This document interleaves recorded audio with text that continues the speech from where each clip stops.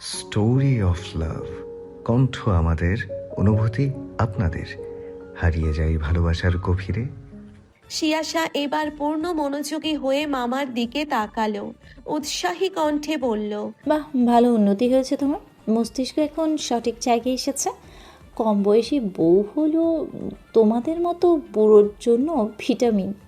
দেখেছো, আমি একদম ঠিক কাজ করেছি। লেদু বউ এনে দিয়েছে। মানুষ ঠিক বলে, কম বয়সী মেয়ে বিয়ে করলে জীবনের রঙিন আনন্দময় ঝলমলে হয়ে ওঠে। দেখ তোরা, সবগুলো মিলেই তো আবার অন্ধকার করে দিয়েছিস। ভিটামিন কি ওভারডোজ হয়ে গিয়েছে? বিয়ের পর থেকে একদিনও গিয়েছে বাবার কাছে? এমন করছো কেন? দুদিনের ব্যাপার, চলে আসবে। নয়তো তুমি চলে যাও শ্বশুর বাড়ি, গিয়ে থেকে আসো সকলের সাথে দুদিন। শিয়াশার কথায় আশরাফ ভোতা মুখে ঘরে চলে গেল। মনে মনে খুশি হয়ে গেল শিয়াশা। আজ এমনিতেও অপকর্ম করবে। আশরাফ যদি শ্বশুর বাড়িতে যায় তবে তার সুরক্ষা ব্যবস্থা বেশ হালকা হয়ে যাবে। তার জন্যে বাড়ি থেকে বের হওয়া সহজ হবে। প্রতি বছর নববর্ষে সাঙ্গু নদীতে ফুল ভাসিয়ে নতুন বছরকে বরণ করে ক্ষুদ্র নৃগোষ্ঠীরা। চলে 3 দিন ব্যাপী সংগ্রাই উৎসব। ক্ষুদ্র নৃগোষ্ঠীর সাংস্কৃতিক ইনস্টিটিউট থেকে শোভাযাত্রা বের করা হয়। পার্বত্য এলাকায় বসবাসরত 11টি ক্ষুদ্র নৃগোষ্ঠীরা নিজ সভ্যতা ট্র্যাডিশন অনুযায়ী সেজে ওঠে এই শোভাযাত্রায়। ক্ষুদ্র নৃগোষ্ঠীর সাংস্কৃতিক ইনস্টিটিউটে বিশাল জমজমাট আড়ম্বরপূর্ণ উৎসবের আয়োজন করা হয়। সাঙ্গু নদীর তীরে বসে মেলা, যেখানে নদীতে ফ্লোটিং মার্কেট বসে, তীরে ছোট ছোট দোকান বসে, যেখানে নারী পুরুষ সমান তালে নিজেদের ঐতিহ্য তুলে ধরে। নৃগোষ্ঠীদের ঐতিহ্যবাহী পোশাক পাওয়া যায়, তা দেখে শখে আহ্লাদে ভিন্ন বৈচিত্র্যের প্রতি আকৃষ্ট সাধারণ মানুষগুলোও সেজে ওঠে উপজাতিদের বেশভূষায়। সাথে রয়েছে পুতুল নাচ, নাগরদোলা, বন্দুক দিয়ে বেলুন ফাটানো, পাঁপড় ভাজা, গরম গরম মুন্ডি, মুরগি, বাঁশের তৈরি খাবার, হরেক রকমের আচার, পিঠা উৎসব। এবং 11টি ক্ষুদ্র নৃগোষ্ঠীর সম্মিলিত নাচ পরিধানে থাকে তার নিজ নিজ ঐতিহ্যবাহী পোশাক। সে এক এলাহি কাণ্ড। বাঙালি আমোদ প্রমোদ প্রিয় তার উদাহরণ হিসেবে নিজেদের মেলে ধরে তারা। 19 বছর ধরে শিয়াশা বান্দরবানে থাকে। পর্যটন এলাকা থেকে শুরু করে ঝোপঝাড় দেখেনি এমন জায়গা খুঁজে পাওয়া দুষ্কর। তবে এত আমোদ প্রমোদ প্রিয় মেয়েটি এই ঐতিহ্যবাহী রাতের মেলায় কোনোদিন অংশগ্রহণ করতে পারেনি। চক্ষু শীতল করতে পারেনি উপজাতিদের বৈচিত্র্যময়তা দেখে। এই আক্ষেপ বহুকালের। বাবা নানার কড়া নিষেধাজ্ঞা প্রত্যাহার করে যাওয়ার সাহস হয়নি। শেষে হতাশ হয়ে বলেছে গার্ড নিয়ে যাবে, তাতেও সাইফ অনর। সকালে অহেতুক কাঠখোট্টা মেজরটি তাকে রেসের অফার করে। ফ্রিতে কেন নিজের এনার্জি ওয়েস্ট করবে, তাই তো সুযোগ পেতেই ট্রফি হিসেবে এই প্রস্তাব রাখে। দর্পণও রাজি হয়ে যায়, কেননা সে আত্মবিশ্বাসী তার মতো ফার্স্ট রানারের সাথে শিয়াশা কখনোই জিততে পারবে না। ঝঞ্ঝাটপূর্ণ মেলায় যাওয়ারও প্রশ্ন ওঠে না। সে বরাবরই কোলাহলহীন থাকতে পছন্দ করে, কিন্তু মেয়েটি যে এভাবে তাকে বোকা বানিয়ে জিতে যাবে সে ভাবতে পারেনি। ভাবনায় বিভোর নিচের পাশে তাকায় দর্পণ। উৎফুল্লতা, উৎসাহ, আনন্দ যত শব্দ রয়েছে তা এই মুহূর্তে মেয়েটির মাঝে পাওয়া যাবে। রাত প্রায় 10:40। তারা হাঁটছে গলির ভেতর থেকে। শিয়াশা পেছনের গেট থেকে লুকিয়ে এসেছে। ডিনার শেষে বাবাকে বলেছে তাকে যেন রাতে ডিস্টার্ব না করে। সে আজ দরজা আটকে ঘুমাবে। সে কখনো দরজা আটকে ঘুমায় না। মিনি তার ঘরের মেঝেতে ঘুমোয়। মাঝরাতে প্রায়ই মাথায় হাত বোলানোর আভাস পায়। সে ঢের জানে রাতভর 2 শ্বশুর জামাই ঘুমায় না, তার ঘরে আসে। প্রায়শই সকালে নিজের মাথা তেলে চুপচুপে পায় শিয়াশা। তাই আজ মিনিকে বলেছে ভেতর থেকে দরজা আটকে ঘুমাতে। পরিপ্রেক্ষিতে সাইফ এক পায়ে রাজি হয়ে গিয়েছে। মেয়ের খারাপ লাগছে এটাই তার কাছে সর্বাপেক্ষা গুরুত্বপূর্ণ বিষয়। শিয়াশা আর চোখে দর্পণকে দেখছে। লোকটাকে ব্যস্ত মনে হচ্ছে। শান্তভাবে হাঁটছে, তবুও ব্যস্ততা। চিন্তিত ভাব শীতলতা ভঙ্গ করে নিজেদেরকে প্রকাশ করছে। কাটা কাটা আর্মি ছাট চুলগুলো দিয়ে পানি ঝরছে। মাত্র গোসল করেছে বোধহয়। কানে এয়ারপ্যাড লাগানো। বদনের শোভা পাচ্ছে কালো টি শার্ট, কালো প্যান্ট। পরক্ষণে নিজের দিকে তাকিয়ে হাসলো শিয়াশা। লোকটা যখন খেয়াল করবে তখন কি হবে? শিয়াশা দর্পণের ফোনে লোকেশন পাঠালে দর্পণ হতাশার নিঃশ্বাস ফেলে, ঘাড় ঘুরিয়ে মেয়েটিকে জিজ্ঞাসা করে। তুমি শিওর এটাই ঠিকানা? একদম। শিয়াশা উচ্ছ্বসিত কণ্ঠে বলল। দর্পণ তৎক্ষণাৎ ফোন বের করে কাউকে একটা বার্তা পাঠায়, গলি থেকে বের হলেই বাস পাওয়া যাবে। তারা সেদিকটাই হাঁটছে, স্বল্প জনমানবে আচ্ছাদিত পথ, পথিমধ্যেই আবাসিক এলাকায় রাস্তার দুই পাশে জারুল গাছের শাখা প্রশাখা বিস্তৃত হয়ে আছে। শাখা প্রশাখাগুলোতে রাজত্ব করছে শক্ত কাণ্ডের সাথে এঁটে থাকা পার্পেল রঙের ফুলগুলো। সেই গাছের নিচে দাঁড়িয়ে আছে দুই কপতি। দৃশ্যটি আকর্ষণ করে দর্পণের। সন্দিহান তীক্ষ্ণ চোখ দুটো এমন ভাবে দেখছে যেন গুরুত্বপূর্ণ কোনো তথ্য পেয়ে যাবে এখুনি। নারীটির পরনে লাল জামদানি শাড়ি, সাদা ব্লাউজ, চুলগুলো হাতখোপা করে তাতে ফুল গোজা, সাদা রজনীগন্ধা ও গোলাপ। সম্মুখের সাদা পাঞ্জাবি পরিহিত যুবকটির দুহাতে মেয়েটির দুহাত। দুজনে হেসে হেসে কথা বলছে, মুখে লেগে আছে লাজুক অন্য রকম এক হাসি। দর্পণের কাছে দৃশ্যটি সুন্দর লাগে। সেই সুন্দর লাগা প্রকাশার্থে বলে, মেয়েটিকে সুন্দর লাগছে তাই না? সাথে সাথে শিয়াশার মুখ কালো হয়ে যায়। অনিচ্ছাকৃত মেয়েটিকে একবার দেখে নেয়। এমনি সময় হলে মেয়েটিকে অত্যাধিক পরিমাণে মোহনীয় লাগতো তার কাছে, কিন্তু এখন শেওড়া গাছের পেতনি লাগছে। মন তীব্র প্রতিবাদ জানিয়ে বলছে, না না, মেয়েটিকে সুন্দর লাগছে। সে মানবে না বাপু, মানবেই না। কেন মানবে? তার প্রেমিক পুরুষ অন্য কোনো মেয়ের প্রশংসা কেন করবে? মেয়েদের আঘাত করার জন্য অস্ত্রের প্রয়োজন পড়ে না, এমন কিছু সেন্সিটিভ জায়গাতে আঘাত করলেই হয়। সে কৃত্রিম হাসল, উৎসাহী কণ্ঠে জিজ্ঞাসা করলো, আমায় কেমন লাগছে? দর্পণ ভ্রুকুচকে শিয়াশার দিকে পূর্ণ দৃষ্টিতে তাকায়। এমনি সময় স্কার্ফ থাকে, আজ তাও নেই। পরনে কালো টি শার্ট আর ব্রাউন জগার্স। সে ভুল না হলে আজ তার গেঞ্জির সংখ্যা গুনতে ভুল হয়নি। গতকাল 8টা নতুন গেঞ্জি কিনে এনেছিল। সময় হয় না বিধায় একবারে কিনে রাখে, তবে আজ পড়তে গিয়ে দেখলো 7টা রয়েছে। সেই একটা এখন মেয়েটির বদনে শোভা পাচ্ছে। ভেতরটা উষ্ণতা অনুভব করে। সে চমৎকার হাসি দিল। শিয়াশা আগ্রহী হয়ে তাকিয়ে আছে দর্পণের দিকে। দর্পণ এক হাতে মেয়েটির কাঁধ জড়িয়ে নিজের সাথে মিশিয়ে হাঁটা শুরু করে, ঠিক যেন বাল্যকালের দুই বন্ধু ভাবখানা এমন। শিয়াশার সব উৎসাহে এক কুয়ো পানি ঢেলে বলে, ঠিক যেন আমার ছোট ভাই। শিয়াশা তৎক্ষণাৎ কাঁধ জড়িয়ে রাখা হাতটি ছাড়িয়ে দর্পণের সামনে দাঁড়িয়ে গেল। চোখে মুখে তার অদ্ভুত প্রতিক্রিয়া, যেখানে অতৃপ্তির আভাস, রাগ, ক্রোধ। দর্পণ মিটিমিটি হাসছে প্যান্টের দুই পকেটে হাত ঢুকিয়ে। হঠাৎ করেই নিস্তব্ধতা ভেঙে ফুঁসে উঠে হামলে পড়ল যুবকটির উপর। চিকন নরম হাতে বেধরম মারতে শুরু করলো। দর্পণ হো হো করে হেসে উঠে মেয়েটিকে এক টানে বক্ষ গহ্বরে নিয়ে নিল। দুহাতের আঁচলায় রাগান্বিত মুখটি জোরপূর্বক আটকে রেখে ফিস ফিসিয়ে বলল, সবচেয়ে অপছন্দনীয় রংটি যখন তোমার বদনে শোভা পায়, তখন সেটি হয় আমার সবচেয়ে পছন্দনীয় রং। সবচেয়ে অপছন্দনীয় পোশাকটি যখন তুমি পরিধান করো, তখন সেটি হয় আমার পছন্দের তালিকার ঊর্ধ্বে। আমি জানি না নারীর অনবদ্য রূপ প্রকাশকারী শাড়ি নামক পোশাকটি তোমার শরীরে জড়ালে ঠিক কেমন লাগবে, জানতেও চাই না। যার বদনে শোভা পেতেই সবচেয়ে কুৎসিত পোশাকটাও অত্যাধিক পরিমাণে সৌন্দর্যের অধিকারী হয়ে ওঠে, তার বদনে শাড়ি নামক মোহনীয় পোশাকটি জড়ালে যে আমার বরণ হবে, যেটা বিরহের পূর্বে আমি চাই না।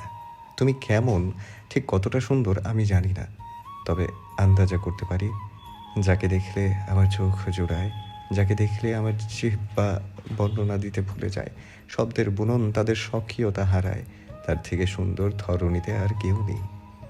তবু আমি নিজেকে ব্যর্থ ঘোষণা করছি। আমার মনের ভেতরে যেই সৌন্দর্যের বর্ণনা ভেসে ওঠে, তোমায় দেখলে তা আমি প্রকাশ করতে পারি না। এ কেমন সৌন্দর্যের অধিকারী তুমি, যা আমি বর্ণনা দিতে ব্যর্থ, বলতে পারো?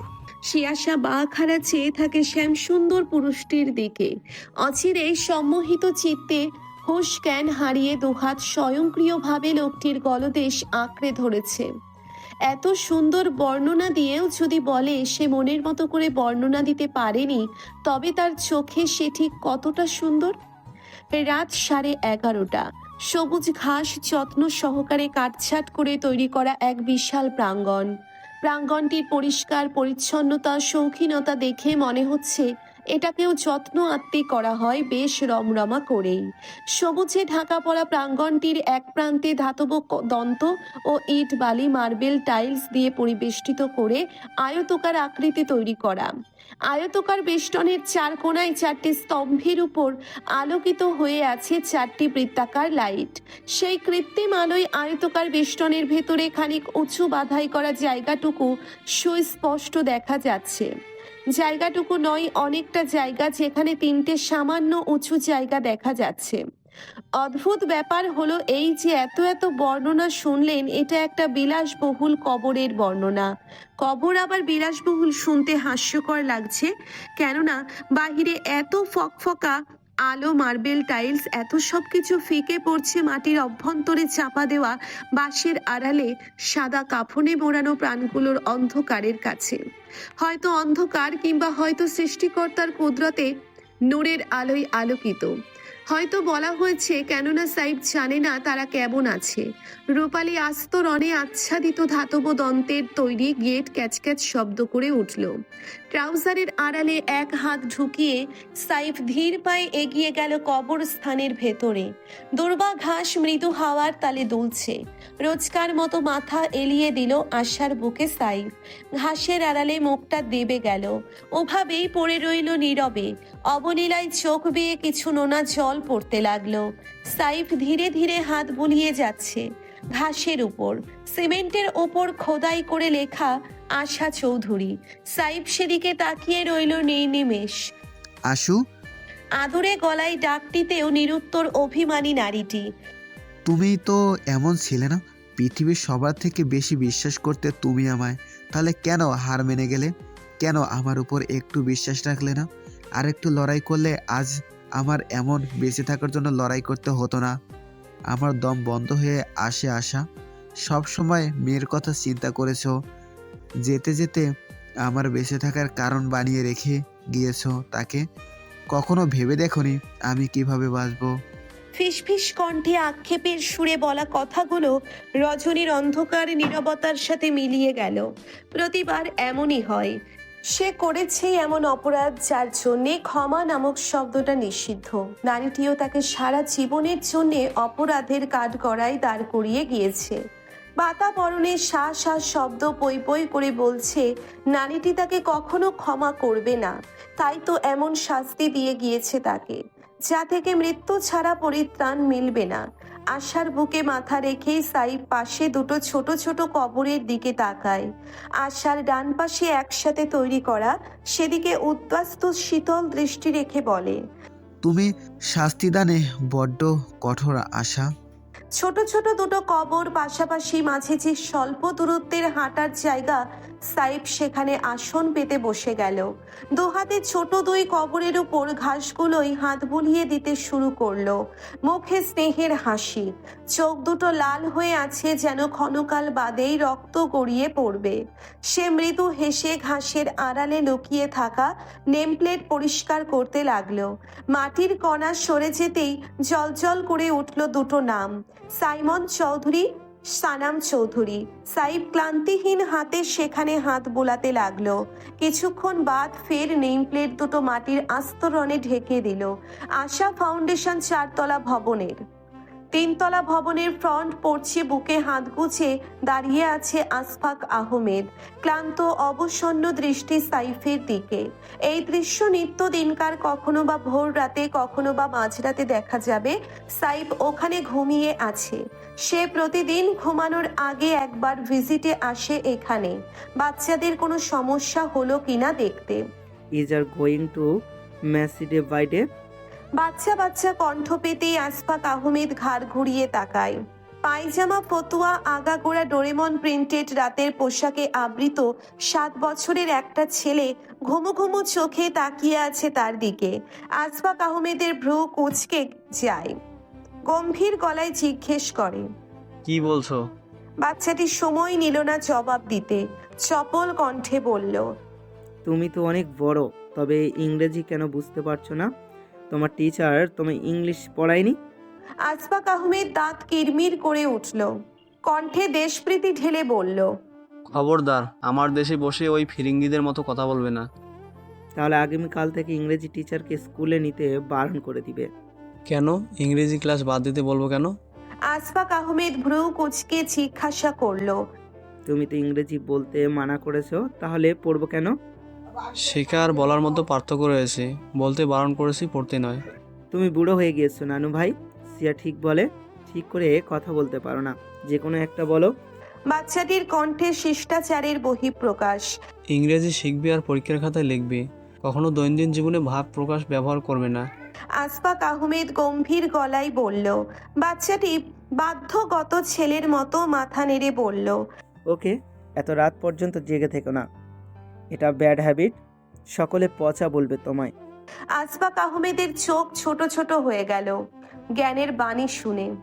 এই পুচকে ছেলে তাকে হ্যাবিট শেখাচ্ছে। সে তেরছা কণ্ঠে বলল।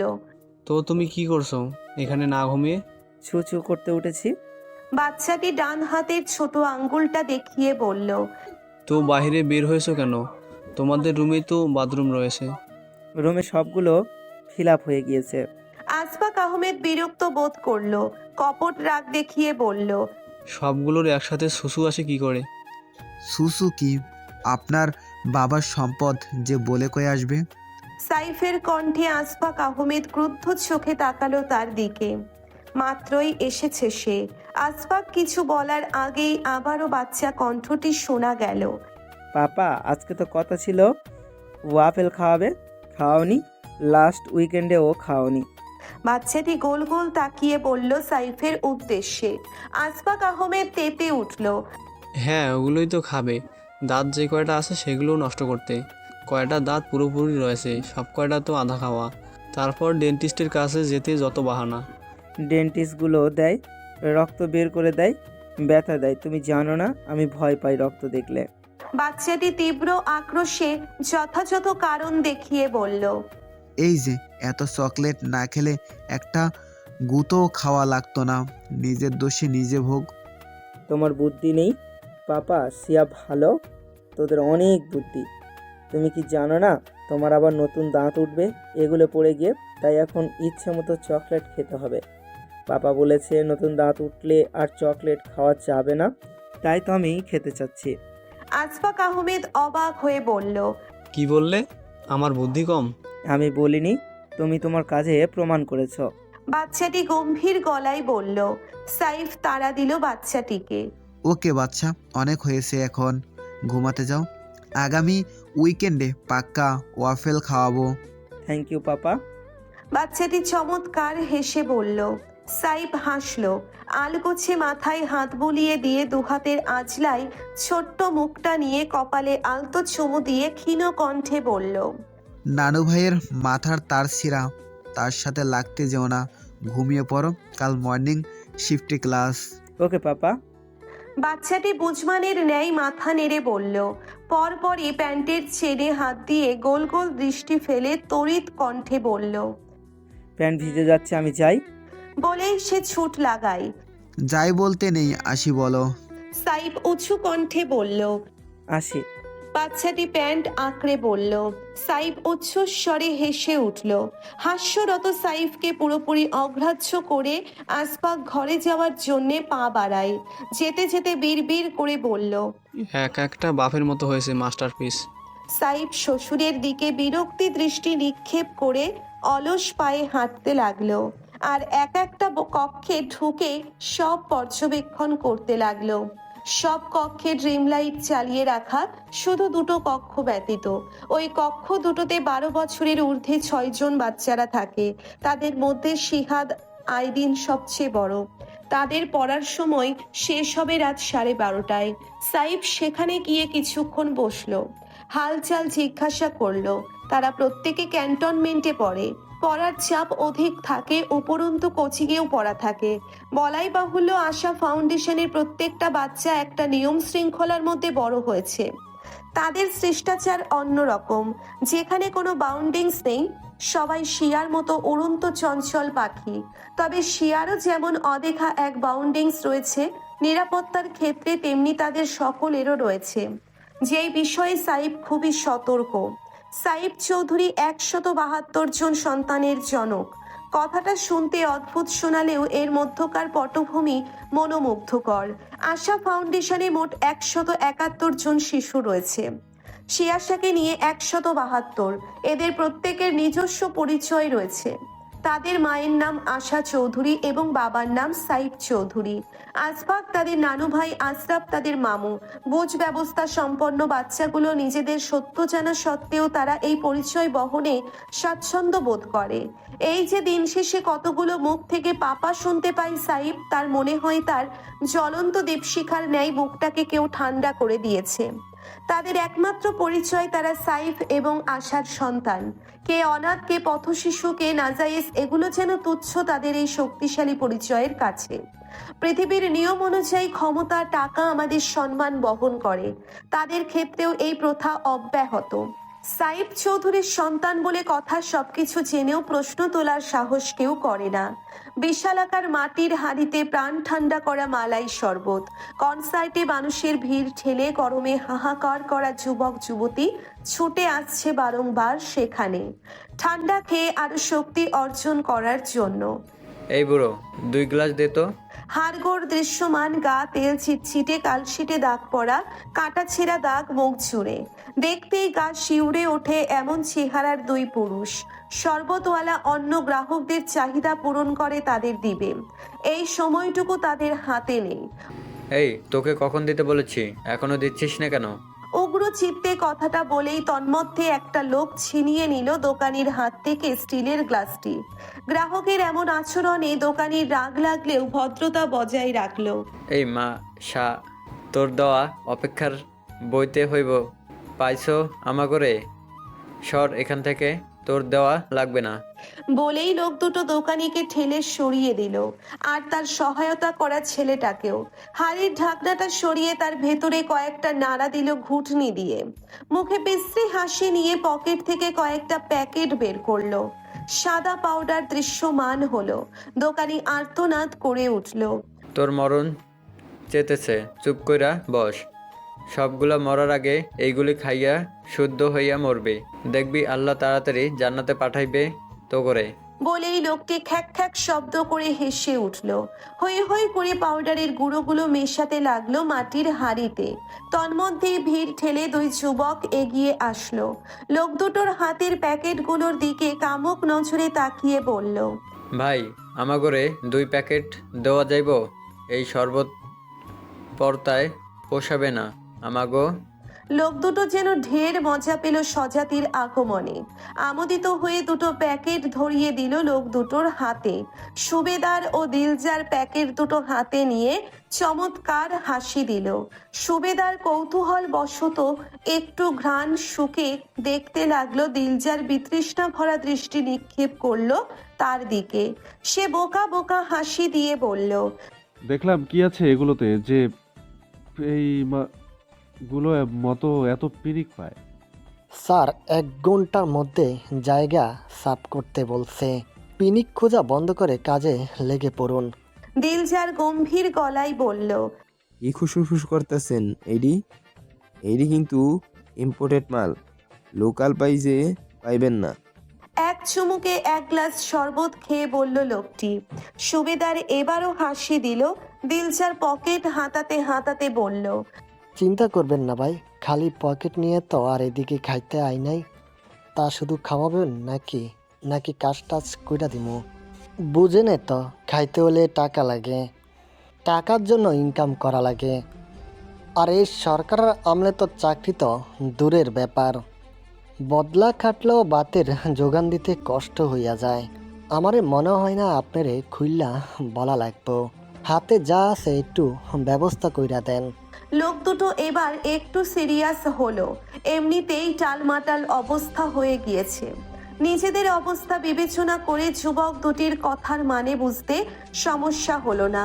কোনো একদিন তারাও এমন কারণবশতই আজ এই পর্যায়ে।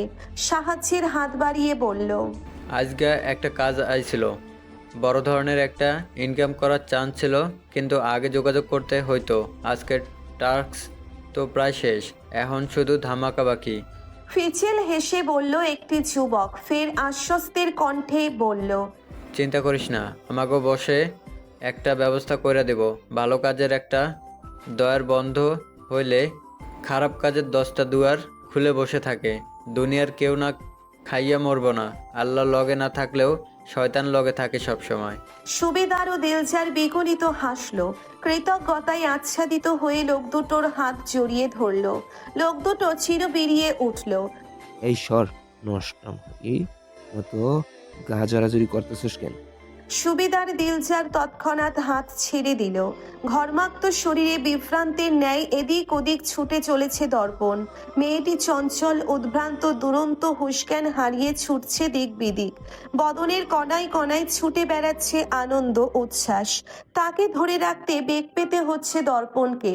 হাতের মুঠোয় থাকা হাতটি বারংবার ছুটে যাচ্ছে।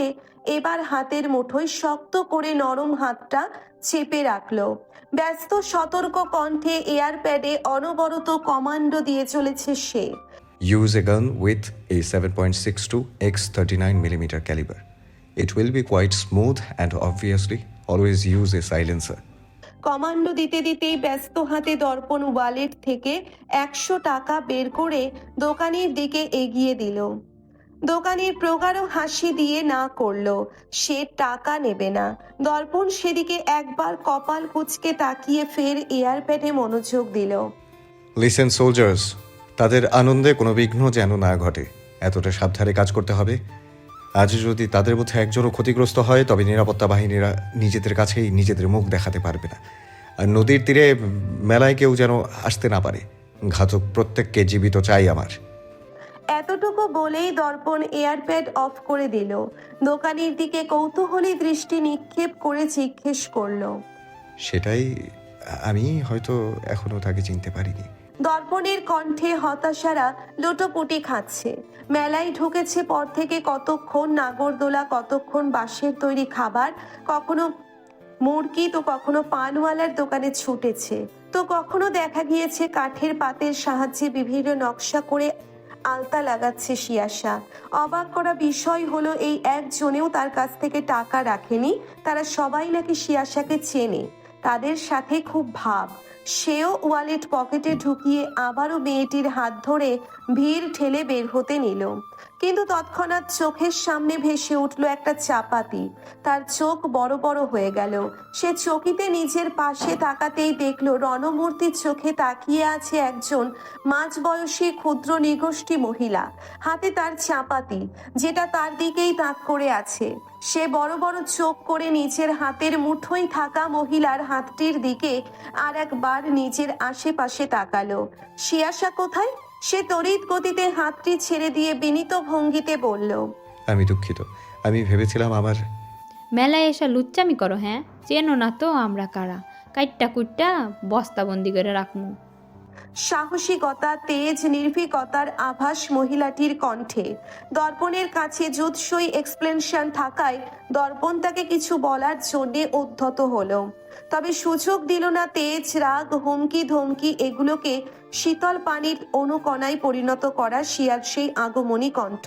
ওরে ও জয়ন্ত চাচি, ওই গ্যাদা তোমাকে জামাই লাগে, সাইরা দাও। তোমাকে গেদি তারে ছাড়া বাঁচবো না। পরিচিত বিকৃত কণ্ঠে দর্পণ কৌতূহলী দৃষ্টিতে তাকালো শব্দের উৎসের দিকে। তাদের থেকে 6-7 হাত দূরে একটা তাতুয়ার দোকানে কাপড়ের আড়াল থেকে লম্বাটে মুখ বের করে কথা বলছে শিয়াশা। পাশেই বাহারি সাজসজ্জায় রমণীদের হাসির হাট মেলেছে। জয়নব চাচি বেশ অবাক হলো শিয়ার কথায়। সে ধমকে উঠে বলল, এ গেদি, তুই কি হাসা কথা কইতেছস? জি চাচি। শিয়াশা হাসি মুখে বলল, সি সি সি, এ বদমাইশ, তুই আগে কবি না? আমি আরো কি সব কইলাম। বলার সুযোগ দিয়েছো, তার আগেই চাপাতি উঠাইয়া ফালাইছো। শিয়াশা বলল, তুমি কিছু মনে করো না আব্বা, এই নকশরি বেডি আমারে কিছু কয় নাই, তাই বুঝতে পারিনি। জয়নব চাচি দর্পণকে বলল। দর্পণ অবাকের রেস থেকে বেরিয়ে মৃদু হাসি দিয়ে বলল, আপনার কোনো দোষ নেই চাচি। নিজেদের সুরক্ষার্থে প্রত্যেকটা মেয়েকে এমন সচেষ্ট আত্মনির্ভরশীল হওয়া উচিত। আর তাছাড়া আমারই ভুল, আমি ভেবেছিলাম ওটা সিয়ার হাত। হ্যাঁ হ্যাঁ, সেটাই তো। মনে করবেন আমাকে দেখতে আপনার ছোট ভাই লাগে। আমাকে ভেবে আপনি অন্য মেয়েদের হাত ধরে চলে যাবেন। আমার তো এখন সন্দেহ হচ্ছে আপনি আমাকে আদৌ ভালোবাসেন কি না। গড়গড় করে কথাগুলো বলেই শিয়া উধাও।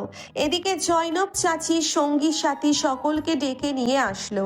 দর্পণ কিছু বোঝার আগেই বেতের আসনে তাকে চেপে বসিয়ে দিল মাঝবয়সী কয়েকজন মহিলা। মুহূর্তের মধ্যে সামনে আর একটি বেতের টেবিলে হরেক রকমের খাবারে ভরিয়ে দিল। সকলের মুখে এক কথা, তাদের রাজকুমারীর জন্য একটা রাজপুত্তরের মতো জামাই হয়েছে, যে যতদূর পেরেছে দর্পণকে চেপে খাইয়েছে। জামাই না হয়েও জামাই আদরের প্যারা সামলাতে দর্পণের বেগ পেতে হলো। ততক্ষণে প্রাঙ্গণে আগুন জ্বালিয়ে রমণীদের ঐতিহ্যবাহী নৃত্য শুরু হয়ে গিয়েছে। দর্পণকে মধ্যমণি বানিয়ে রেখেছে জয়নব চাচি। মারমা সম্প্রদায়ের বেশ ক্ষমতাশালী পৌর মহিলা জয়নব। ভ্রমণ প্রিয় কৌতূহলী মেয়ে শিয়াশার সাথেও এই সূত্রেই দেখা হওয়া। হঠাৎ করেই একদিন ভোরবেলা এসে বলে, চাচি আপনার রান্নার অনেক প্রশংসা শুনেছি সকলের কাছে, আজ আপনার রান্না না খেয়ে আমি যাব না। অচেনা একটি মেয়ের থেকে আচমকা এমন কথায় বেশ অবাক হয় সে। যেখানে সকলে তাকে ভয় পায়, রয়ে শুয়ে কথা বলে, সেখানে এই মেয়ে কিনা নির্ভয়ে বলছে তাকে রান্না করে খাওয়াতে হবে। পুরোটা দিন তাদের পাড়ায় আনন্দ ফুর্তি করেছে, কাছে হাত বাটিয়েছে, নতুন কোনো ঐতিহ্য দেখলে আগ্রহের সাথে সেটা শিখে নিয়েছে। তার চেয়েও বড় কথা, মেয়েটির কাছে ছোট বড়, ধনী গরিব, হিন্দু মুসলমান, খ্রিস্টান বৌদ্ধ হিজড়া কোনো পার্থক্য নেই, সবাই সমান। অচিরেই প্রাণোচ্ছল মেয়েটি সকলের কাছে প্রিয় হয়ে ওঠে। তাই প্রথমবার নিজেদের এমন আনন্দে মেয়েটিকে পেয়ে তাদের উৎফুল্লতার শেষ নেই। যার যতটুকু সামর্থ্য তা দিয়েই মেয়েটিকে ভালোবাসায় মুড়ে দিচ্ছে। দর্পণকে চেপে চেপে খাওয়াচ্ছিল জয়নব ও তার সাথীরা। তখনই সকলের হই হুল্লোড়ে দর্পণ সেদিকে দৃষ্টিপাত করে। গানের তালে নাচছে একদল রমণী। দর্পণের চোখ দুটো স্থির হয়ে যায় মেয়েদের মাঝে লাল তাতেশ পোশাক পরা নৃত্যরত শিয়াশাকে দেখে। তবে শিয়ার এদিকে কোনো খেয়াল নেই, সে মগ্ন নিজ কর্মে। চোখ দুটো বড় বড় করে মুখে প্রগাঢ় হাসি নিয়ে সকলকে অনুসরণ করে নাচছে সে। চোখে মুখে নিমগ্নতা, উৎসাহ, আনন্দ। চারিদিকে যখন আনন্দের ছোড়াছুড়ি, তখন একদল পিশাচ পৈশাচিক আনন্দ নিয়ে ওত পেতে আছে সকলের খুশি ছিনিয়ে নেওয়ার জন্য। এদিক সেদিক ছড়িয়ে ছিটিয়ে রয়েছে। সুবেদার দিলজার ওই লোক দুটোর সাথে হেঁটে চলেছে। খানিকক্ষণ বাদ সুবেদার জিজ্ঞাসা করলো, কোথায় যাচ্ছি আমরা ভাই? আমাগো বস আইব এখনই, আইলে দেখতে পাবি আসল মজা। এই যে এত উড়াউড়ি সব চিৎকারে পরিণত হইব, কি যে শান্তি লাগে তখন। আর তোগরে কাজের ব্যবস্থা ও কইরা দিবে বস, অনেক দয়ালু, কাউরে ফিরাইয়া দেয় না। টালমাটাল অবস্থায় কথাগুলো বলছে যুবকটি। কথা পিছলে যাচ্ছে বারংবার। সুবেদার দিলজার আরো সতর্ক হয়ে উঠল। এখন কোনো রকম বোকামি করলেই তারা ওদের বসকে হারিয়ে ফেলবে। সুবেদার দিলজারকে নিয়ে কনসার্ট থেকে কিছুটা দূরে হিল এরিয়াতে নিয়ে আসলো। একে একে আরো 20-25 জন এসে হাজির হয় তাদের কাছে। তারা আসতেই যুবক দুটি সুবেদার ও দিলজারকে দেখিয়ে একটা লোককে বলল, ভাই এই দুটো এসেছে কাজ খোঁজার জন্য। আমি তো জানি আপনি কত দয়ালু, তাই লইয়া আইছি। যদি একটু ভালো বেতনের কাজ খুঁজে দিতেন তাহলে একটু উপকার হইতো। যুবকটির কথায় পাথরের উপর বসে থাকা পৌর লোকটি হেসে উঠল। সুর টেনে বলল, কি হলো সুবেদার সাহেব? দিলজার সাহেব সরকার কি ফকির হয়ে গেছে? আপনাগো বেতন দিতে পারে না নাকি বেতনে পোষায় না? অবশ্য যে দ্রব্যমূল্যের দিনকাল চলতেছে, এত সত্যতার কামাই দিয়া এক রাইত যে মজা নেবেন তারও সুযোগ হয় না। আমি বুঝি যৌবনের গরম একদিন আমারও এই কাজে আসতে উৎসাহিত করছিল। এখন কোন কাজ খুঁজিয়া দিমু নাকি মজা নেওয়ার জন্য সুলভ মূল্যে ব্যবসা খুঁজিয়া ইন্না দিমু? হঠাৎ করে উপস্থিত সকলে হো হো করে হেসে উঠল। সুবেদার দিলজারের চোয়াল শক্ত হয়ে গেল নোংরা কথায়। হজম করতে কষ্ট হচ্ছে। যদিও তারা অভ্যস্ত, তবুও তার থেকেও বেশি কষ্ট হচ্ছে এটা হজম করতে যে এরা সকলে তাদের থেকেও এক ধাপ এগিয়ে। কেননা তারা ইতিমধ্যেই জানে এখানে নিরাপত্তা বাহিনীর অভিযান চালাবে। পৌর লোকটি এবার নিজের লোকদের উপর ধমকে উঠল। এই কুকুর সবগুলো একসাথে এই জায়গায় আইসোস কেন? এই দুইটার মারতে যদি এতজন লোক লাগে তাহলে তোর আর এই কাজ করা লাগবো না। পাখি মাইরা বাইর করে দিমু সব কয়টার। যাইয়া বইয়ের আসল দইরা বসে থাকবি। এইখানে যা সবগুলো 12টা বাজা গেল, পরে লোক সমাগম কইয়া যাইব। যত বেশি মানুষ মরবো বস তত খুশি হইব। যা এদিকে যা, সবাই নিজের পজিশন নে। সুবেদারের রক্ত টগবগিয়ে উঠল। এরা কি আদেও মানুষ নাকি জানোয়ার? যত বেশি মানুষ মারা যাবে তাদের তত বেশি আনন্দ হবে। সহ্য করতে পারল না সুবেদার। পকেট থেকে গান বের করে সোজা চালিয়ে দিল লোকটির উপর। সাথে সাথেই তীব্র ধারালো অস্ত্র ছুঁয়ে গেল সুবেদারের পৃষ্ঠদেশ। তবে নিশানা চুকে যায়নি। পৌর লোকটির কাঁধ ছুঁয়ে গিয়েছে নলাকার বুলেট। দিলজার চমকে উঠল সুবেদারের হঠাৎ এমন পদক্ষেপে। মুহূর্তেই কোলাহল বিশৃঙ্খলা সৃষ্টি হয়ে গেল জায়গাটাতে। দিলজার প্রচুর ক্ষিপ্ত হলো সুবেদারের এমন বোকামিতে। তারা শান্তভাবেই সকলকে আয়ত্তে নিতে পারত, কিন্তু না, পুরো এরিয়াটাতে হইচই পড়ে গেল। গুলিপ্রাপ্ত পৌরলোকটি ব্যথাতুর দেহে কাউকে ফোন লাগায়। ফোন ধরতেই সে সাবধানী কণ্ঠে বলল, বস, আপনি এখানে আইসেন না সইরা পড়েন। সেনাবাহিনীরা ঘিরে ধরেছে এখানে সবাইকে। অপর পাশ থেকে কোনো উত্তর আসলো না।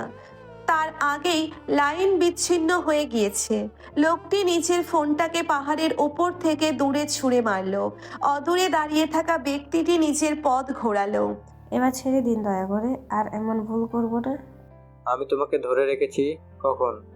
আশরাফ ভ্রু উঁচিয়ে জিজ্ঞাসা করলো। মৃন্ময়ী করুণ চোখে তাকালো তার দিকে। আশরাফ ডোন্ট কেয়ার ভাব নিয়ে হাতের বিশাল আকার থালা থেকে আর একটা আপেলের টুকরো নিয়ে তার মুখে ঢুকিয়ে দিতে গেল। দুই ঠোঁটের মধ্যকার ফাঁক নিশ্চিহ্ন, দাঁতে দাঁত চেপে মুখ শক্ত করে বসে আছে মৃন্ময়ী। আশরাফ দুগালে চাপ প্রয়োগ করে জোরপূর্বক আপেলের টুকরোটা ঢুকিয়ে দিল। মৃন্ময়ী এবার নাক টেনে উঠল। আর খেতে পারছি না, বমি আসছে। মৃন্ময়ীর চোখ থেকে পানি বের হয়ে গেল এবার। কেন খেতে পারবে না কেন? প্লেটে এখনো অর্ধেক ফল রয়ে গিয়েছে, এগুলো তো শেষ করতে হবে, নয়তো নষ্ট হয়ে যাবে। আশরাফ বলল, আমি তো বড় লোকই দেখাই, টাকার গরম দেখাই। সেই গরমের কারণেই পথ থেকে এতগুলো ফল কিনে নিয়ে এসেছি। সিয়া তো একটা দুটো খাবে, আর মিনির বড়লোকি খাবারের অ্যালার্জি। ফল নাকি ওর পেটে সহ্য হয় না। পাপা আর দুলাভাই ও ফল বেশি খায় না। বাকি রইল কে? তুমি। এগুলো তো এখন তোমারই খেতে হবে। একটা আঙুর মুখে ঢুকিয়ে দিয়ে ফের বলল আশরাফ। এবার যেন মৃন্ময়ীর পেট উগড়ে আসলো, আর খেতে পারছে না। বিগত আধা ঘন্টা যাবৎ আশরাফ এগুলো তাকে জোর করে খাওয়াচ্ছে না, শাস্তি দিচ্ছে। ঘটনাটা রাত 9টার দিকে। আশরাফ হাজির হয় মৃন্ময়ীদের বাড়িতে। সাথে পথে ঘাটে যা কিছু বেঁধেছে সবকিছু নিয়ে গিয়েছে। গিয়েই বলে সে মৃন্ময়ীকে বাড়িতে নিয়ে যেতে এসেছে। এতে মৃন্ময়ীর প্রচুর রাগ হয়। তখনই মৃন্ময়ীর বড় বোন তাকে দেখায় আশরাফ কত কিছু এনেছে তাদের জন্য। এতে আরো রেগে গিয়ে মৃন্ময়ী বলে, বড় লোকই দেখাচ্ছে আপা, টাকার গরম দেখিয়ে যা ইচ্ছে তাই করে। দেখছো না, আমি একটু থাকতে এসেছি তাই থাকতে দেবে না? টাকার গরম দেখাচ্ছে আমাদের সাথে। দুর্ভাগ্যবশত এই কথাটা আশরাফ শুনে ফেলে। শ্বশুর বাড়ি থেকে খাওয়া দাওয়া করে বাড়িতে নিয়ে এসেছে রাত 11টায়। পুরোটা সময় একটা কথাও বলেনি আশরাফ। মৃন্ময়ী স্বস্তির নিঃশ্বাস ফেলে শুতে গিয়েছিল, তখনই হাজির হয় আশরাফ এক থালা শাস্তি হাতে। মৃন্ময়ী করুণ গলায় বলল, অন্য কোনো শাস্তি দিন দয়া করে, আমি ভুল বলেছি, আর কখনো এমন কথা বলবো না। সেটা কথাটা বলার আগে ভাবা উচিত ছিল। এখন বলে এইসব লাভ হবে না। তোমার কথাটা তো আর ফিরিয়ে নিতে পারবে না। তাছাড়া তোমার এই একরত্তি শরীরে অন্য কোনো শক্তি সইবে না। এটাই তোমার উপযুক্ত শাস্তি। যত বেশি ফল খাবে তত বেশি শক্তি পাবে। বলেই আশরাফ আর এক টুকরো ফল ঢুকিয়ে দিল মুখে।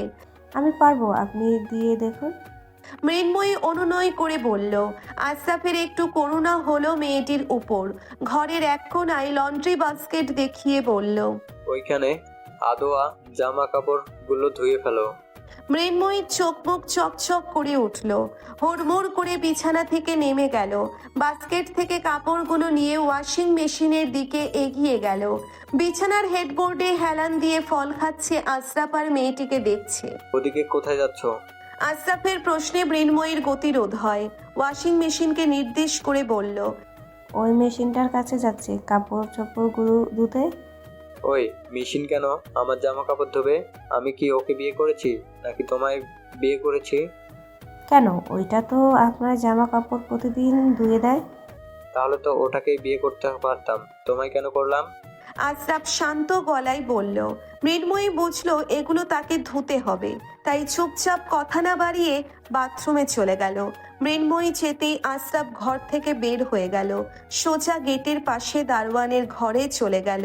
দুটো মনিটরে বাড়ির সহ আশা ফাউন্ডেশনের সকল সিসিটিভি ফুটেজ চলছে, আর দারোয়ান সে চেয়ারে ঝিমুচ্ছে।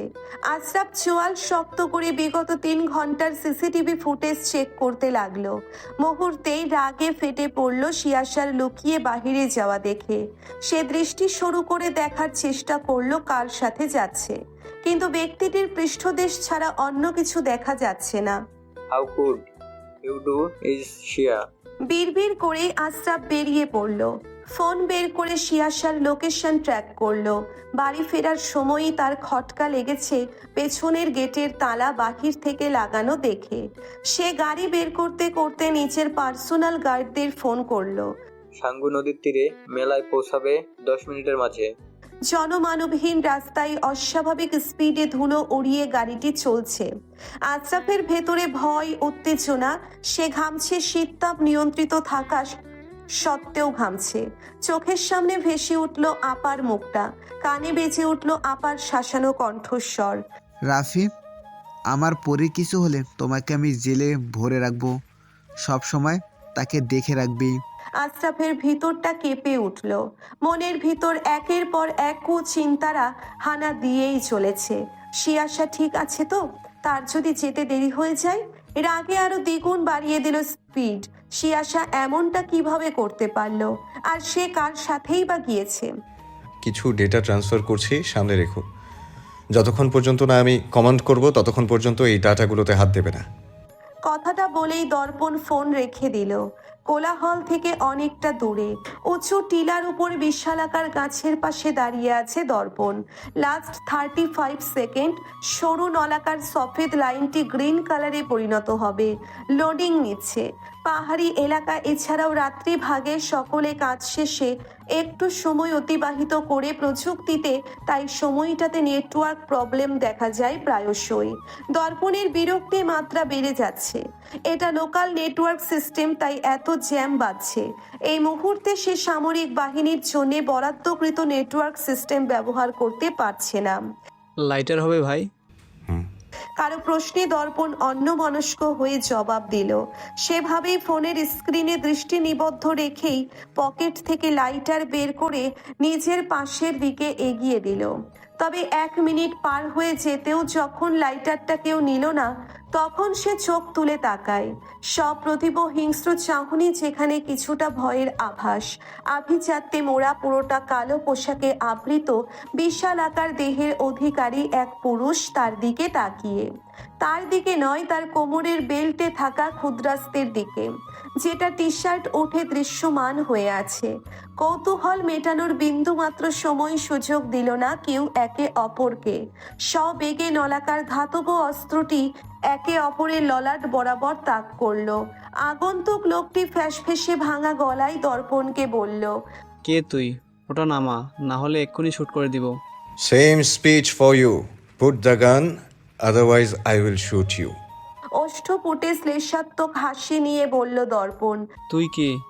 আগন্তুক ফের জিজ্ঞাসা করলো, তোর জম, তুই এক গাধা, নিজের বোকামের কারণে নিজে ফেসে গেলি। আমি তো তোকে খেয়ালই করিনি। বলেই দর্পণ চোখ মারল তাকে। আগন্তুকও ফিচেল হেসে উঠল। গান তাক করেই নিচের পকেট থেকে একটা ফোন বের করে সেটা দর্পণের সামনে তুলে ধরলো। দর্পণ শান্ত দৃষ্টিতে ফোনের স্ক্রিনে তাকায়। খাকি পোশাকে আবৃত নিজের অবয়ব দেখে খুব একটা বিচলিত হলো না। যেই কেসের সাথে যুক্ত হয়ে কর্নেল তোফায়েল আহমেদ, মেজর আমিন গাজীর মতো বীর যোদ্ধারা প্রাণ খুইয়েছেন, সেখানে তার উপর এখনো কারো নজর পড়বে না, এ যেন হাস্যকর ব্যাপার। তবে মেজর দর্পণ এহসানের সব চিন্তারা যেন দুশ্চিন্তায় পরিণত হয় একটা নাম শুনতেই। মেয়েটি যে এখানে রয়েছে তার সাথে, কোনোভাবেই যদি সে জড়িয়ে যায়, নিজের উপর পূর্ণ আস্থা রেখেই সে অবিচল দাঁড়িয়ে রইল। তাকে টপকে মেয়েটির কাছে কেউ পৌঁছে দেখাক, সেদিন দরকার পড়লে নিজেই নিজের আত্মগুরুর ভেঙে চুরমার করে দেবে। মেজর দর্পণ হাসান, তাই তো? আরে শালা, ভাগ্য এক দুয়ার থেকে ঝাঁটাপেটা করলো, আরেক দুয়ার দিয়ে বারান্দা ডালা দিয়ে সাজিয়ে বসে থাকে। দুবাই থেকে এখানে আসতে হয়েছে তোকে টপকাতে। জানিস কত বড় আত্মত্যাগ করতে হয়েছে এর জন্য? স্বনামধন্য শেখের একমাত্র মেয়ে এই প্রথমবার রাজি করেছে রুম রেটের জন্য। সেই বধূ রেখে এখানে আসতে হয়েছে, তবে ভাবিনি এত সহজে তোকে পেয়ে যাব। বলেই আগন্তুকটি খ্যাক খ্যাক করে হেসে উঠল। পরপরই চোখ মুখে কাঠিন্যতা ভর করলো। আরে সাহেব চৌধুরী, বহু বছর আগে তার মধ্যে তোর মতো এমন যৌবনের গরম ছিল। দেখ এখন সেই কাপুরুষের মতো ঘরে মুখ লুকিয়ে বসে আছে। তোর অবস্থাও তার মতো হবে। আজকের একটা টাস্ক তোর কারণে অসফল হয়েছে, তাতে যত লস হওয়ার হবে আমাদের, তার থেকে তোকে মারতে পারলে বেশি লাভ হবে।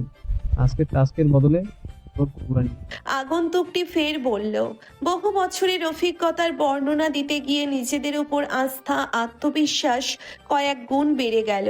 সততা নিষ্ঠার বয়ান দেয়া এমন কত বীর সাহসী কর্মকর্তাদের চোখের সামনে তর্পিয়ে তর্পিয়ে মরতে দেখেছে। আমাদের মানে আবারও আগাছা? দর্পণ হতাশা মিশ্রিত কণ্ঠে বলল। আগাছায় একদিন মূল গাছটিকে নিঃশেষ করে ফেলে। জানিস তো তোর লাইলি কোথায়? আজ তো তারও এখানে আসার কথা ছিল না? আগন্তুকটি ভ্রু নাচিয়ে জিজ্ঞাসা করলো। মুহূর্তেই তপ্তশ্বাস নিঃসৃত হয়ে গেল নাসারন্ধ্র থেকে।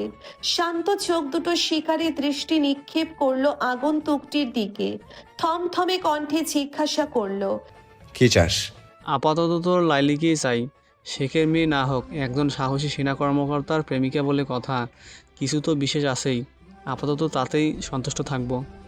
আমার তোকে জীবিত চাই, কিন্তু তোর কলিজাটা বের করার জন্য আমার ভেতরটা উত্তেজিত হয়ে আছে। কি করব বলতো? দর্পণের কথায় আগন্তুকটি হো হো করে হেসে উঠল। হাসতে হাসতে বলল। বেশ মাখামাখি প্রেম, তাই না? এর জন্যই বুঝি এত জ্বলছে। বেশ মজা হবে তোকে মারতে। আগন্তুকটির উৎসাহী কণ্ঠস্বর। দর্পণ কিছু বলার আগেই রিনরিনে সেই পরিচিত নারী কণ্ঠ ভেসে আসলো। Hey Major, let's go. It's too much late. শিয়াশা যতটা উচ্ছ্বাসিত বদনে এসেছিল, ঠিক ততটাই আশ্চর্য ভীত হলো দর্পণকে কারো গানের মুখে দেখে। দর্পণ না চাইতেও ভীত হলো এবার। আগন্তুক লোকটির সাথে সাথেই নিজের গুলি তাক করলো শিয়াশার দিকে। শিয়াশার আগাগোড়া পর্যবেক্ষণ করে দর্পণের দিকে তাকিয়ে মেকি অবাক হয়ে বলল। কে দেখি মেজর সাইফের প্রোডাকশন। আগে শুধু ছবিতে দেখেছি, বাস্তবে তো মায়ের থেকেও দ্বিগুণ সুন্দরী। ছোট্ট একটা কমপ্লিমেন্টের ভেতরে লুকিয়ে আছে এক ভয়ানক গা শিউরে ওঠা না জানা গল্প। তবে সেদিকে বিন্দুমাত্র ধ্যান নেই দর্পণের। যখন থেকে মেয়েটিকে নিজের পরিবার ভাবতে শুরু করেছে, তখন থেকে মেয়েটির ছোট্ট দুনিয়াটাকে সকল রকমের প্রতিকূলতা থেকে দূরে রাখার চেষ্টা করেছে। তার জন্যে তার পরিবারকে এমন নোংরা মন্তব্যের কবলে পড়তে হবে, আর সে নিজ ফায়দা হাসিলে তাকে অক্ষত রাখবে? বিনা শব্দে লোকটির ডান হাতের বাহু ভেদ করে সরু নলাকার বুলেটটি চলে যায়। একটা বুলেট আগন্তুকটিকে কোনোরূপ সরাতে পারল না। সেও শিয়াশার দিকে বুলেট ছুড়ে দিয়েছে। পরবর্তী পরিস্থিতিটা কিছুটা ঘোলাটে, কিছুটা বিভ্রান্তিকর। শিয়াশা ভয়ার্থ দেহাবয়বে লেপ্টে আছে দর্পণের বুকে। থরথরিয়ে কাঁপছে মেয়েটির লতানো দেহটি। চোখের সামনে তখনও অনবরত বুলেটের আঘাতে ঝাঁঝরা হয়ে যাচ্ছে আগন্তুকের দেহটি। গান হাতে দর্পণের শীতল দৃষ্টিতে নিবদ্ধ আশরাফের দুর্বোধ্য মুখশ্রী। লোকটা মারা গিয়েছে, তবুও সে গুলি ছুঁড়েই যাচ্ছে। সে থমথমে কণ্ঠে বলল। আপনি আইন নিজের হাতে তুলে নিতে পারেন না? রক্তলাল নেত্রদয় ভস্ম করে ফেলছে দর্পণের শীতল মুখশ্রী। শিয়াশার দিকে নজর পড়তেই সে বড় বড় কদমে তাদের নিকট আসে। হ্যাচকা টানে শিয়াশাকে দর্পণের বাহুডোর থেকে ছাড়িয়ে নিয়ে নেয় নিজের কাছে। ক্রুদ্ধ গলায় দর্পণের উদ্দেশ্যে বলল, আর যদি শিয়ার কিছু হয়ে যেত তবে আমি আপনাকেও ঠিক করে একইভাবে মারতাম। সেট ওয়ে ফর্ম হার। মামু স্পিরিট ক্ষমাও, অ্যাক্সিডেন্ট হয়ে যাবে। শিয়াশা কান্নারত গলায় বলল, এমন পরিস্থিতিতে সে কখনো পড়েনি, হয়তো পড়তে দেওয়া হয়নি। সে জানে না মারামারি, খুনাখুনি, ঝগড়া, ঝামেলা সে পছন্দ করে না। তার পৃথিবীটা তার পাপা নির্মল, ঝামেলাহীন, ভয়হীন করে গড়ে তুলেছে। সে তাতেই অভ্যস্ত। এমনকি মেয়েকে একটা স্বাভাবিক নির্ভীক জীবন দেওয়ার জন্যেই সে চাকরি ছাড়ে। তাই তো শিয়াশার আশপাশের পরিবেশ এতটা সুন্দর, এতটা সহজ সরল, আনন্দময়। কর্মজীবন হিসেবেও বেছে নিয়েছে জীবন রক্ষা করার দায়িত্ব। সেখানে আজ নিজের চোখের সামনে এমন বীভৎস দৃশ্য সে মানতে পারছে না। আশরাফকে নিরুত্তর হাই স্পিডে গাড়ি চালাতে দেখে সে আবারও বলল, মামু আস্তে চালাও, কি করছো? সহসা আশরাফের ক্রোধানলে দগ্ধ দৃষ্টিদ্বয়ের কবলে পড়ল শিয়ার কান্নারত মুখটি। আজ একটু স্নেহের দেখা মিলছে না। আশরাফ চিবিয়ে চিবিয়ে বলল, আজ যদি আমার হাত পা বাঁধা না থাকতো তবে তোকে কষিয়ে দুটো চর মারতাম। মারো, দুটো চর মারলে যদি তোমার রাগ উগ্রতা কমে তো মারো। শিয়াশা উল্টে তেজ দেখিয়ে বলল। আশরাফ গাড়ি থামায়। শিয়াশার দিকে তাকিয়ে তাচ্ছিল্য হেসে ফের চিবিয়ে চিবিয়ে বলল, সিরিয়াসলি এটা তোর কাছে উগ্রতা লাগছে? বহু বছর আগেও তোর মাকে যখন লাশ হওয়া অবস্থায় দেখেছিলাম না, আজও মনে হচ্ছিল যেন আমি তোর লাশ দেখব। এটা তোর কাছে উগ্রতা লাগছে? তোর কি মনে হয় আমরা তোকে শুধু শুধু এত কড়া সিকিউরিটির মধ্যে রাখি? ও কাম অন সিয়া, অনেকটা বড় হয়েছিস, এখন অন্তত বোঝার চেষ্টা কর। তোর পাপা আমরা যেটা করছি একমাত্র তোর ভালো থাকার জন্য করছি। Please try to understand. Our heart lives in you. Don't misuse of this weakness. দেহের সমস্ত ভর ছেড়ে সিটে দেহ এলিয়ে আছে শিয়া। চোখ দিয়ে অনর্গল অশ্রু গড়িয়ে পড়ছে। ম্লান দৃষ্টি মামার দিকে তাক করে মলিন কণ্ঠে বলল, এই পৃথিবীতে আমি ছাড়া তার আর কেউ নেই মামু, তার আমাকে খুব প্রয়োজন। পৃথিবীর সকলে যদি একা হয় তবে কি তুই সকলের প্রয়োজন মেটাবি? হুম, শুধু তার। ফিল্মি ডায়লগগুলো বন্ধ কর Siya. It's not a movie. সে একজন নিরাপত্তা বাহিনীর লোক, দুলাভাই কখনো মানবে না। রাগ দমন করে আশরাফ শান্ত কণ্ঠে বলল, পাপা নিজেও একজন নিরাপত্তা বাহিনীর লোক ছিল, আর তোমরা আমায় কখনো এমন কোনো বাহিনীর দাওনি যে আমি একজন নিরাপত্তা বাহিনীর লোককে ভালোবাসতে পারবো না। এই প্রশ্নের জবাব নেই আশরাফের কাছে। নিরুত্তর আবারও গাড়ি স্টার্ট দিল। শিয়াশা অসন্তুষ্ট মামার নিরুত্তরতায় থমথমে মুখে জানালার বাহিরে মুখ বের করে চুপটি করে বসে রইল। সে বুঝতে চাক বা না চাক দর্পণ একজন সেনা কর্মকর্তা, এমন দৃশ্য তার রোজকার। তবুও আজ কেন জানি দর্পণের পেশা নিয়ে তার মধ্যে সংশয় সৃষ্টি করছে। তারা কি আদৌ একে অপরের জন্য সঠিক সঙ্গী? বিগত মাসগুলোতে প্রতিনিয়ত যার প্রেমে পড়েছে, যার ছোট ছোট যত্নগুলোতে মন হারিয়েছে, আজ তাকে নিয়েই সংশয় সৃষ্টি হচ্ছে। মানতে পারছে না শিয়াশা। ওভার থিঙ্কিং করতে করতেই একসময় ফুপিয়ে উঠল সে।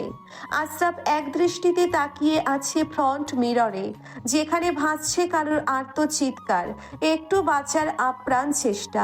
পুরুষালী দাম্ভিকতার আড়ালে লুকিয়ে থাকা নরম অবয়বটা নিজের সত্তা হারায়। লাল হওয়া চোখ দুটো পানি ছেড়ে দেয়। নিজের দুর্বলতা লুকাতে গাড়ির ভেতরে লাইট বন্ধ করে দিল। বাসায় পৌঁছতে পৌঁছতে জানালার ধারে মেয়েটি নিদ্রাচ্ছন্ন। আশরাফ থমথমে মুখে শিয়াশাকে কোলে তুলে নিল।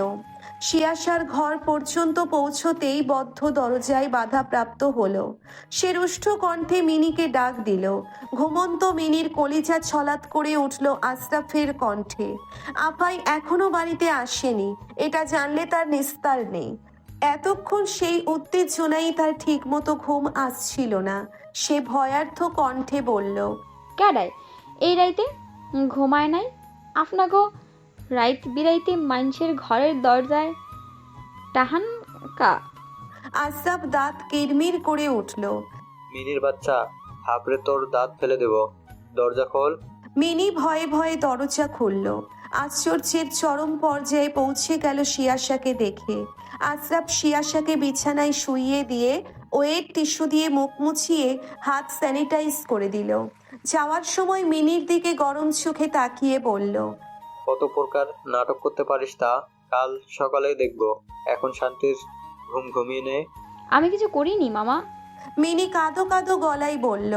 আশরাফ ধপাধপ পায়ে নিচের ঘরে চলে গেল।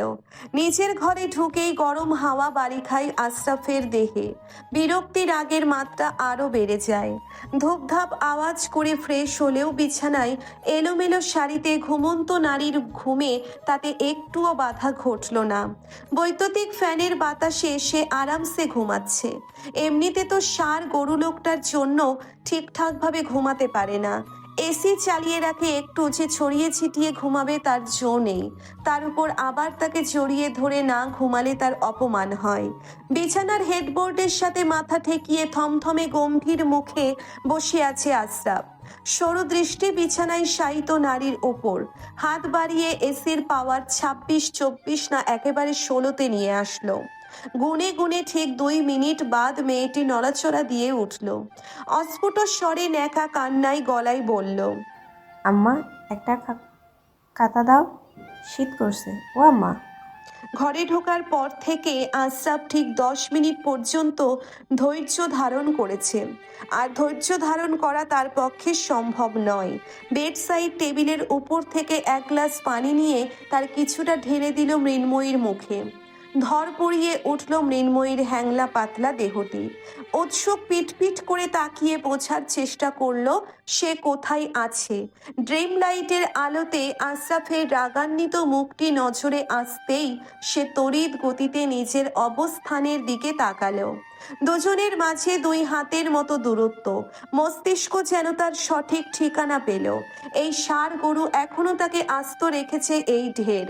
সে অজুহাতের সুরে মিনমিন করে বলল, আপনি তো ছিলেন না তাই। আশরাফ শীতল দৃষ্টি নিক্ষেপ করে কাঁথা নিচের গায়ে মেলে দিয়ে শুয়ে পড়ল। মৃন্ময়ী চুপচাপ বুঝমান ইঁদুরের মতো হুলো বেড়ালের বুকের সাথে সেটে গেল।